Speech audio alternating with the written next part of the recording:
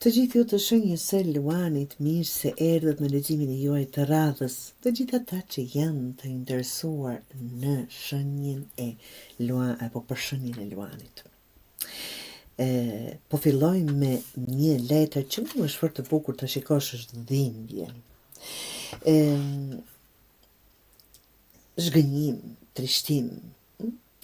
Kjo letër tregon se jeta e Luanit nuk ka qenë e lehtë emocionalisht së fundmi. Mund të ketë zhgënjim në dashuri, miqësi, punë, ose të ndjesh se dikush nuk të ka vlerësuar si që meritoni të dashur Luan. Por në vend që ta fshehesh ose ta luftosh këtë gjë, kjo javë kërkon ta pranoni. Kur pranojmë diçka me një farë mënyre, përpunojmë atë dhimbje. Ta përpunojmë apo ta pranojmë realitetin. Mos e shty këtë emocion, shëroje, por as mos e ushqe që të rritet më shumë. Lejoje veten të kuptosh pse je zhgënjur dhe jo të qëndrosh aty. Çfarë vjen pas kësaj? Është letër bukur, është letër thyerje, shpërthim, çlirim. Shuani si të doni, shikoni fotografinë vet.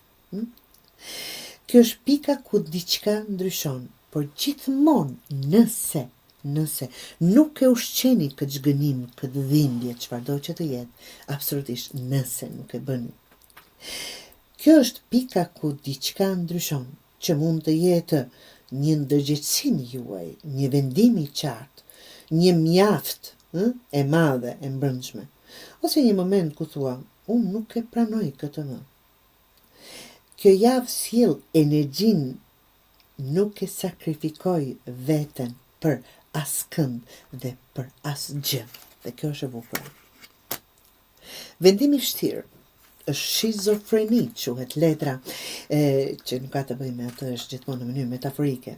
Kjo letër flet për ndarje mendimesh të dashur. Një pjesë e jotja do të bëj diçka ndryshe, tjetra do të vazhdoj si gjithmonë. Pra, është ajo të ndash, kjo javë apo kjo letër në këtë situatë të detyron të zgjedhësh. Vendimi një rrethi të vjetër, apo hapiri dhe i ndershëm me veten. Duhet të presësh asnjëherë derisa ndjenjat të jenë të qarta. Vendimi i bën shumë më të qarta mendimet, ndjenjat, apo me çfarëdo që jeni duke u ballafaquar. Presioni, faji, shikoni ku është këtu mendor. Ky nuk është një paralajmërim negativ. Nga që shikoni sado që jeni kapur dhe janë ca duar këtu re të gri, por janë lule të mbi që tregon që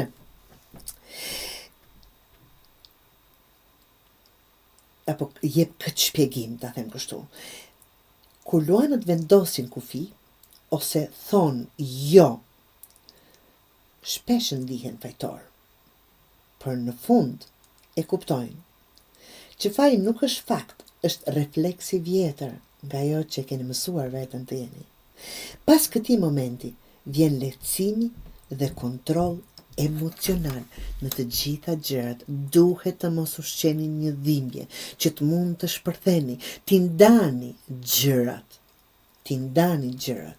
dhe të kuptoni realitetin, që të mund në fakt të vendosni kufi dhe sa herë që të vendosni kufi të mos ndjeni faji për këtë gjë. Nëse gjithë leximi juaj ka të bëjë me punë apo para, thot, mos e humb fokusin nga emocionet ose dramat.